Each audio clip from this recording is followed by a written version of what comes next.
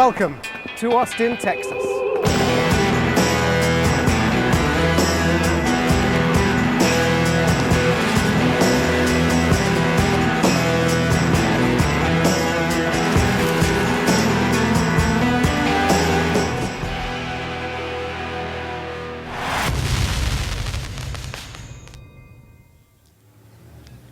Well, hello and welcome to Austin, Texas for round 10 of the 2018 FIA World Rallycross Championship. Circuit of the Americas is where we are. We're about to witness live the qualifying, the crucial fourth session of qualifying here, which decides who goes through to the semi-finals and what their positions will be. Now, the big story today is it's potentially a Champions Day. Johan Kristoffersen could walk away as having defended his championship. At the moment, mathematically, it is this car that could prevent him from doing that after this very session of qualifying. But let's take a moment. Also on the up is Mr. Peter Solberg there, but let's take a moment to talk about this guy. Now, 2017, his championship winning year was spectacular, but 2018 has been relentless.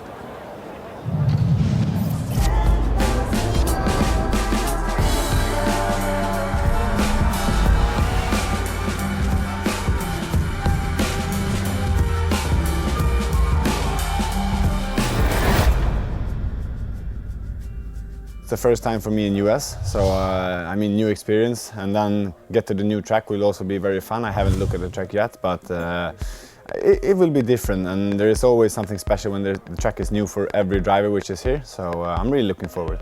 I will try to do the same as I've done before, like I always do, but I think I will try to maybe be a little bit more safe to score those 17 points to make the championship clear already.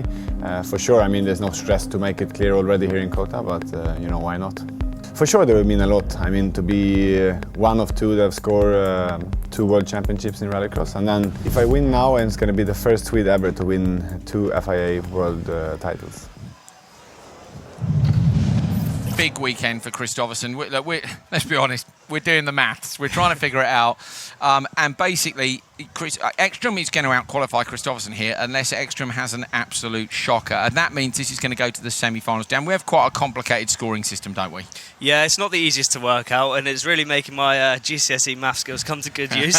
But for the first time since school? Yeah, pretty much. So, yeah, there's like a ranking system where you can score a maximum, I think it's around 15 points, isn't it? For the 16 for top qualified, yeah.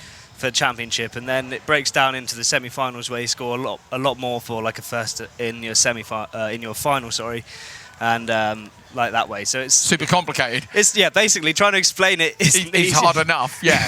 So you can see why we try to figure it out up here. Basically, if Ekstrom out qualifies Kristoffersen, which it looks like he's going to do, because Kristoffersen is 15 qualifying points back from him. The only way that's going to happen is if Ekstrom DNFs and Kristoffersen is P1 or P2 in this session, then he would possibly take the title now at the end of Q4. But we don't think he's going to be able to do that because it's a long shot. So Ekstrom is probably going to out qualify Kristoffersen. That means it's going to go to the semi-finals. So you'll have to watch live this afternoon if you want to see Johan pick up that second world title. Right, what are we going to take a look at now? We've got some championship standings for you. Q3 we're going to take a look at first of all.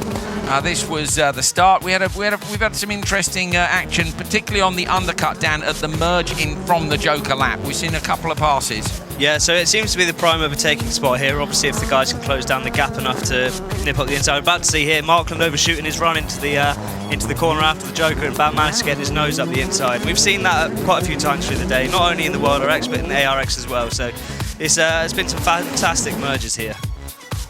Yeah, super close. I think you're going to see another one from Kevin Hansen in just a moment. There's Timmy Hansen, absolute disaster for him. He's actually still inside the semi-finals, even with that shocker of basically retiring on the line. Timozianov on the chase here. This was Matthias Ekstrom. Now Ekstrom, this was a drying track, and we weren't sure that Ekstrom was going to be able to do enough, but he did. Yeah, Ekstrom he kept himself super tidy. You could see his every single bit of his lines. He wasn't going offline. He was keeping the car pointed as straight as possible and was able to get the best run. This was Kristoffersen backing out of Carnage in the first corner. He's then up underneath his teammate Solberg. But watch for Gronholm here, Niklas Gronholm, with some really good, strong, tidy, clean, aggressive driving. So really very well done indeed. There you go. Yeah, impressive. Holding on to second, wasn't he, until a little bit, here we go, this was the merge. So Gronholm Kevin Hansen. Now, Kevin was a lot more forceful there than Balmanis, but the fact of the matter is you cannot open the door like that. So you actually have to sacrifice a little bit of lap time, Dan, get on the anchors slightly earlier and make sure that they can't get a nose on the inside. Yeah, you have to brake ridiculously early, and it doesn't help that there's some paint on the exit of the Joker lap here, which makes it slightly slippier surface than the tarmac section. Okay, take a look at this then. So on the right-hand side, that's your total points. So look at Ekstrom, 133 to Kristoffersen, 118. Remember, these are qualifying points which are given to you according to where you finish in Q1 through to Q4. You get a good bonus look if you win a session. So 50 points for winning the session, 45 for second, 42 for third. From then on, it's 1 point down each time. And that's why it's hard for Kristoffersen, look, to make up a place, because he's 15 behind Ekstrom. To be honest with you, Solberg's pretty much guaranteed the TQ from Ekstrom. Kristoffersen would then be on the front row. But look at this. There's a big fight then from Hansen down to backward. Look, 118, 116, 114, 113. So it's all to play for further down. But the front two, the top two, are probably settled. And that's why we think Kristoffersen won't be able to take the title now in Q4, where we thought he might when we came here. He's going to go to the semi-finals. We say gonna go to the semi-finals. Anything can happen in Rallycross, and I say if Ekstrom were to retire and Kristoffersen were to win the sessional VP2, he could take it now. Don't worry, we've got a man with a camera down in their garage just in case. We could do with more men with cameras in more garages for the just in case scenarios. Imagine how little maths we'd have to do if we had cameras everywhere. It wouldn't matter who won or when. We'd just do it, but that's not the case. So join us later for live maths. Okay, here we go. Let's get Q4 underway. Timmy Hansen on board. What have Peugeot done to that car? Have they managed to fix it? What was wrong with it? We don't know. Haven't got any updates on that. I'll see if we can find out. Marshals are leaving the grid and we're good to go. Okay, here's the lineup for the first race of the final qualifying session at round 10 of the FIA World Rallycross Championship, Rallycross of USA. Top left of your screen. First time we're here at the Circuit of the Americas, COTA, Austin, Texas. Robin Larson on the inside, Anton Markland, look at them, 14th and 11th. Larson's having an absolutely shocking middle part of the season. 13th for Timosyanov, really wants to try and get 12th, clearly. Then it's Demoustier and Hansen. Now Hansen's 10th, having retired from Q3 pretty much, well, directly off the line. He turned left into the paddock. Needs a good result here, want that Peugeot further up the grid. It's very hard to pass at COTA.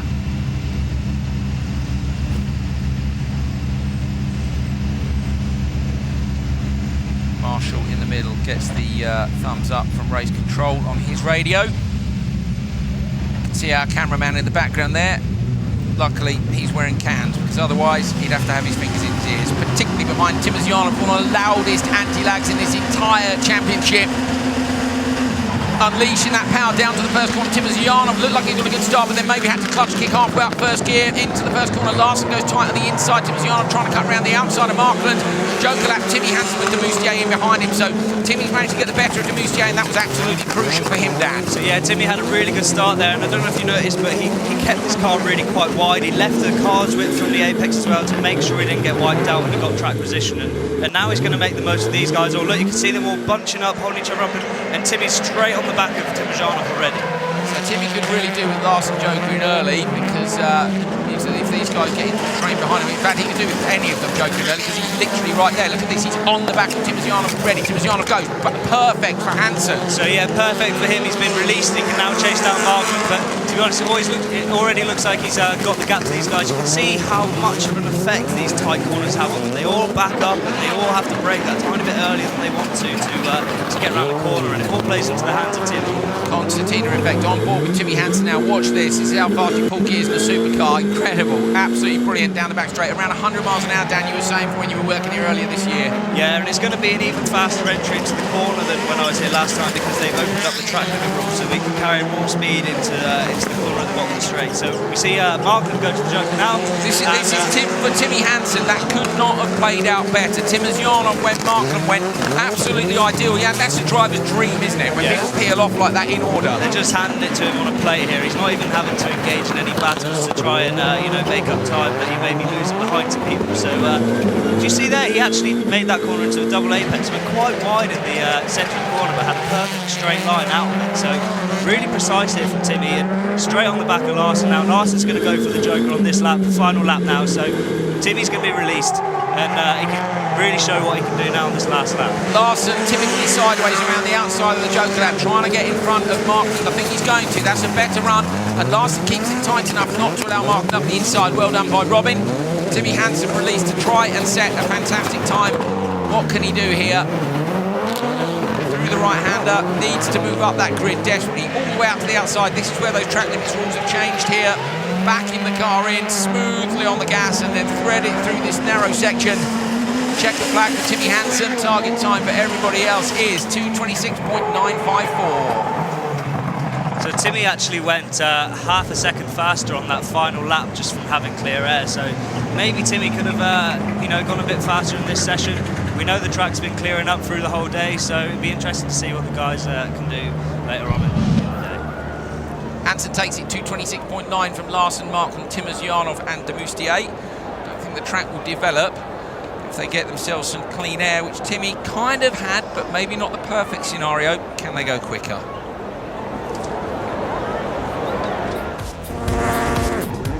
This was at the start, so watch for Timmy Hansen. Dan, you were saying he left enough room on the inside in case anything happened. Yeah, he gave himself quite a big space, and you can see there he's left Demoustier some room as we are right on board with Timosyanov there. But so he had a clear run through and was able to just jump straight on the back of the train. He's already on the bumper of Timosyanov by turn 2 here. So yeah, here we are on board with Timmy. Look, oh, Timmy, in fact, into the back of Markland there, wasn't he?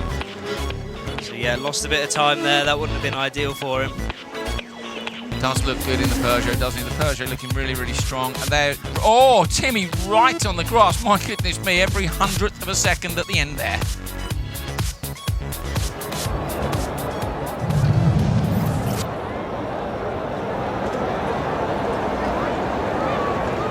You can hear the crowd. It's actually quite a big crowd. It's just that the grandstands here are absolutely huge.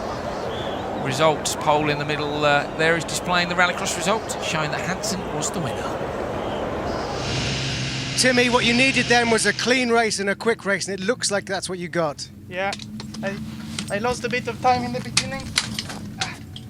Lost a bit of time in the beginning when I had to run behind them. But it is what it is. Starting from P5 is not much to do.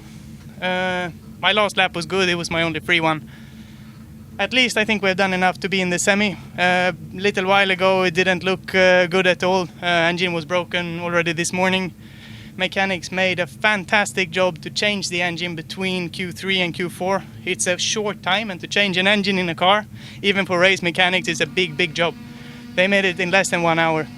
Kudos to them and well done to you. Thank you. Thank you. Well, that's good news for Timmy in terms of the mechanics getting it done that quickly, but Hansen, of course, has already had a 15-point penalty for an extra engine change, and I'm pretty sure that's going to give him another one. So Hansen, I think, is going to lose 15 championship points thanks to an engine change here at Kota. Good job or not by the mechanics. It could drop him out of the fight for P2 in the championship. Where was Timmy? He was P6 coming in here on 163 points. He was 12 points off the back of Solberg in 5th. And already had a minus 15 for an engine change. So interesting, Peugeot maybe running things a little bit close to the wire with the lump in the 208. Race 2, all lined up for the final qualifying session. On the inside, Kevin Hansen. Next to him, Yannis Balmanis. Balmanis look on the cusp, he's in 12th. Everybody else looking pretty safe. Gronholm in 7th, Ericsson in 8th, Backward in 6th. Backward look has gone for all new boots. Kevin Hansen a pair, Yannis Balmanis just the one. Kevin Hansen up in P4, fantastic performance by him. Ahead of his Peugeot teammates, behind just the 2 Volkswagens. And the Audi of Ekstrom coming into this one. Of course, we're going to see those in the last race of Q4. Thumbs up, launch time, here we go.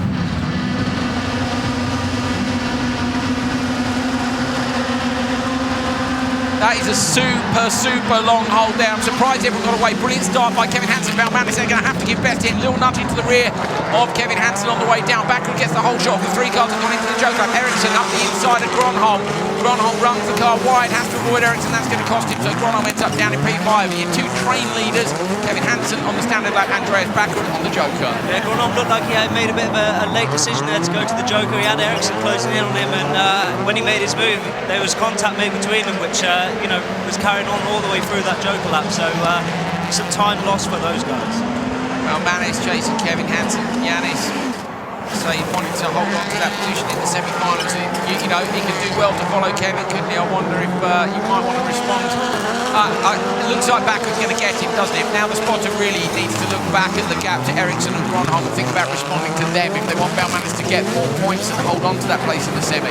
Yeah, exactly. And we've just seen Backerud take out 3 attempts from Kevin Hansen's lead. He's closed right up on the back of these guys, but for safety as well, because you know Backerud's a hard charger here, and you know that Baumanis isn't going to challenge him in terms of qualifying position. You might as well send Yanis to be safe here and get him out of the way of Andreas, because Andreas will try at the hairpin, and then you've done below the time anyway. Yeah, you don't want to get caught in the battle, and need to make sure you can get a clean run. And he stayed out there, so a bit of a surprise here. Yeah, interesting.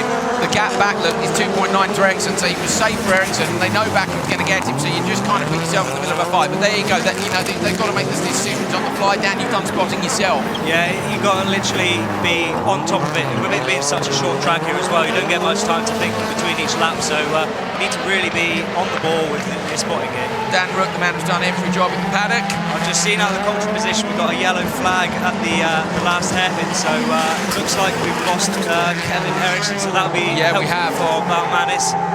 And Gronholm maybe dropped back a bit as well, so Baumanis in the joker with Kevin Hansen. Andreas Backer has got them both. Baumanis is going to slot in just in front of Gronholm, so something happened between Ericsson and Gronholm. Kevin Ericsson is still circulating. He crosses the start-finish line, while Backerud is on his last lap. So Backerud out of the back part of the track. Target time of Timmy Hansen is 2:26.954, bottom right of your screen. Can Backerud challenge that? How far up the order will it move him? Sends the Audi through to take the flag all the way out. Oh, he uses a bit of grass as well. These guys are really, really trying hard. He's gone a second faster.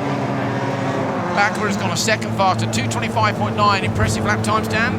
Yeah, so Backerud, when he had clear air, just the same as Timmy in his last lap, he managed to go 2 attempts up on Timmy's fast lap. So yeah, fast lap of the day so far for Backerud. It'll be interesting to see what happens in this final race. Well, indeed, good job, Andreas Backerud. Fastest lap of the day.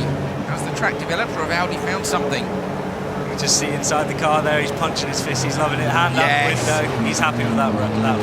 We saw a hand out the window earlier on ARX. If you haven't seen it, have a look online. It's going to be a gift, soon enough, I'm sure. Andreas Backerud takes it from Kevin Hansen, Yanis Baumanis, Niklas Gronholm, and Kevin Ericsson. There's where they slot in. Timmy Hansen, Kevin Hansen right up there. Good result for Baumanis. That could well cement his place in the semi-finals. He was in P12. The lowest he'll be in this one is P9 because there are 5 cars still to come. 2:25.9 by Andreas Backerud is an impressive target.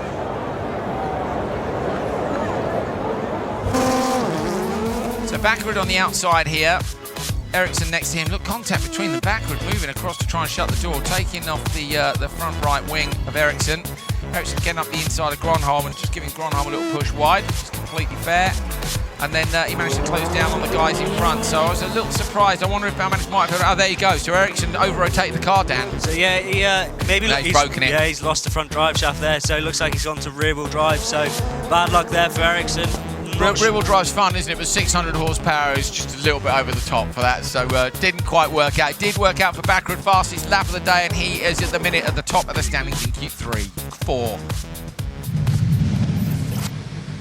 Andreas, you look both happy and relieved. That was a great race, and it looks like it's exactly what you needed. Yeah, it was. To be honest, you know, I've been on the outside line all weekend, like 5th, 4th, and now 5th. After stalling in Q3, it was a long way down, but nice to get back on. I really feel we have the power and the chance to win this weekend. Like, the speed is there, it's been there from the first practice. So nice to get a heat win again, feeling good. So.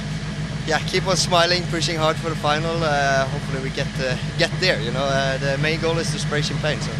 Well, quickest so far and fastest lap of the day, so good job. Well, it is Q4, obviously. We've got quite a lot going on here. World Rallycross is on Q4. America's Rallycross ARX2 is on round 5. They're coming up for Q3. America's Rallycross round 5, I think, no, 4, has finished their Q4. We're at Kota 2. My brain is a mess. It's all good, though. We're nearly there. We're nearly there. Oh, we're also doing championship points as well, trying to figure out who's going to win and when. If anyone can lend me a brain that isn't quite so jet-lagged, I'll happily take it. Let's arrange your fee. Okay, Shishrit is the last to join the grid for the last race of Q4. position for him to be in with these quick guys. Shishrit often in the mix, but I'm sure would be happy to be behind any of these guys from the point of view he's not going to get held up. This is it for the qualifying stages. There is a very, very slim chance, as I say, that Kristoffersen can take the championship here. But it all comes down to what happens in this one. It's time then for the final race of qualifying here at the Circuit of the Americas in the USA. Austin, Texas to be precise. Matthias Ekström second after Q3. Solberg first after Q3. Kristoffersen third after Q3. He wants to be in front of Ekström. Loeb and Shishrit on the outside, nobody taking new tyres. If Ekström were to retire and come P15, if Kristoffersen was first or second overall, he could take the title. It is a very long shot. If Ekström has a clean race, it's going to go to the semi-finals.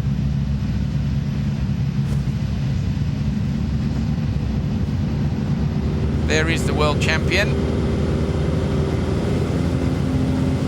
And of course the world champion-elect as well. He is hours away, barring any disasters, from picking up his second world championship. Small track repair going on at the moment, which is why the cars are being held on the grid. Not what you need at this particular point in time, Dan. No, the temperature outside here is pretty hot for us. So we're at 26 degrees air temp, so it's going to be even hotter in the cars, so not ideal for these guys. Okay, this is it. If Ekström's cleaner, as I say, he holds on and we go to the semi-finals. Whatever happens, these are 5 of the fastest rallycross drivers in the world about to do battle down towards a first corner joker lap. We've seen some brilliant action so far this weekend. You're about to see a little bit more. Thumbs up from the marshal. Will Kristoffersen and Solberg split the strategy? Ekström, of course, has got a bit of history with Solberg as well. Ekström's been in the tyres in turn 1 thanks to Solberg once this year. Sorry, the other way round, Solberg thanks to Ekström. I wonder if he can return the favour here. Green light, good start by Solberg and Kristoffersen in the middle of the grid, but Ekström's up the inside of both of them. Ekström's surely going to hold on for turn 1. Kristoffersen trying to go around towards the joker lap. Shishrit having a look up the inside. Shishrit's managed to get past Sebastian Loeb, but Kristoffersen leads the 3 cars that have gone joker. Ekström and Solberg were sensible in turn 1. It's Sebastian Loeb who's at the back of this pack and will want to try and find a way past Goulet. Good move there by Kristoffersen and the VW team to split the strategy and give each other a bit of room to play around in. Kristoffersen's now got clear air. He's going to be wanting to chase down the guys in front, but we've seen Ekström's speed at this track. He didn't have such a fast track for him in Q3, but yet he was still able to pump in the fastest time. So yeah, it was a brilliant drive by him, a patient drive in tricky conditions. Yeah, on a developing track. He wasn't in the final race. Good job by Ekström. Solberg's all over the back of him here, so Solberg's losing out, and that's going to play into Kristoffersen's hands. He's 1.8 off the lead, and that, Dan, is roughly what the joker lap is here. Yeah, so if we were to see Ekström going now, it would be a very close merge, and of course, Kristoffersen doesn't look like he's got too much pressure from behind either, so he's able to just drive his own lines, whereas Ekström's got Solberg all over the back of him, so pressure being applied.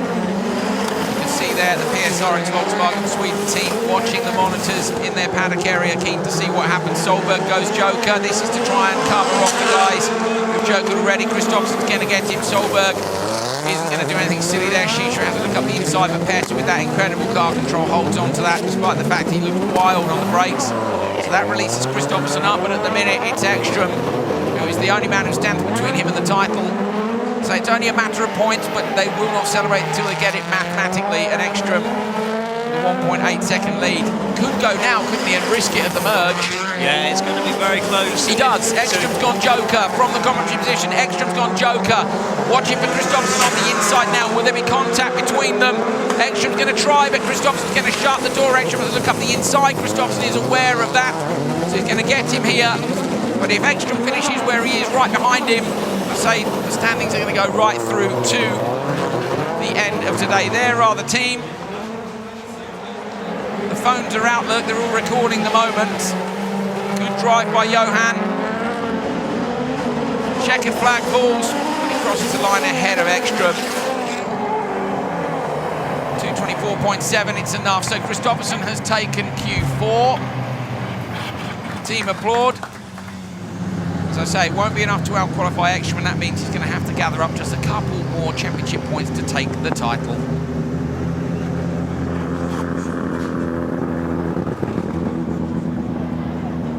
As the cars roll back to the paddock, here is the result. Johan Kristoffersson 224.7, but Matthias Ekström right behind him 225.4. Solberg, Loeb, Glenn Schischerit is where they go overall. So Ekström beating his teammate Bakkerud by half a second, but it is Kristoffersson who takes Q4. The world champion, as always, fighting back.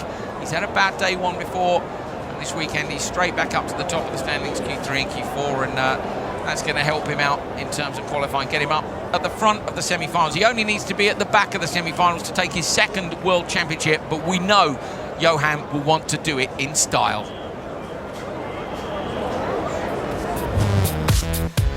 So Solberg, Kristoffersson off the line. Dan split the strategy straight away. Actually, Kristoffersson didn't get the greatest start, did he? If you watch from Ekström, you might see them fly past.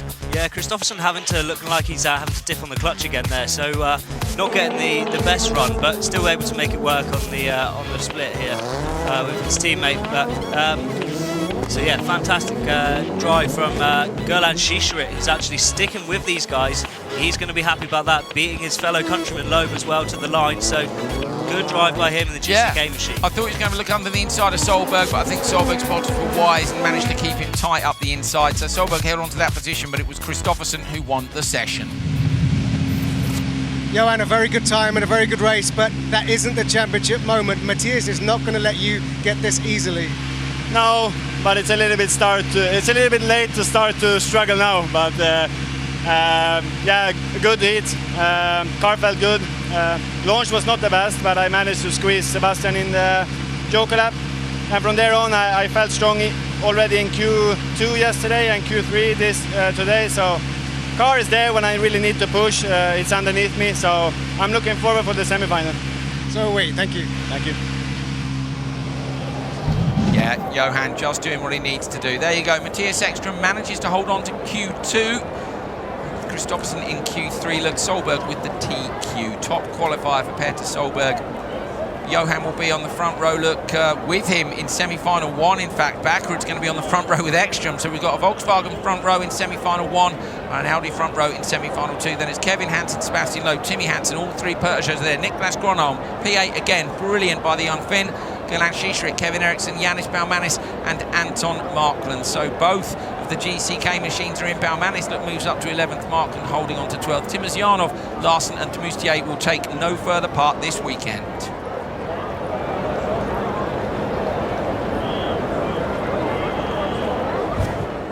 That is qualifying for over. All of qualifying is finished here at the World RX of the USA. These are the tyre barriers, so luckily there's no racing on track, otherwise I'd be in danger right now. Thanks for being with us for the live stream. If you're keeping across all of our Rallycross, we've got America's Rallycross as well going on, so find that, watch it, but otherwise join us on your traditional TV station, check listings for what that is, for the semi-finals and the final, and you are almost guaranteed to see a world champion crowned today. Almost. Can't promise it, but you do the math, as they say here. Thanks to Dan Rook and to Andrew Cody. We'll see you very shortly.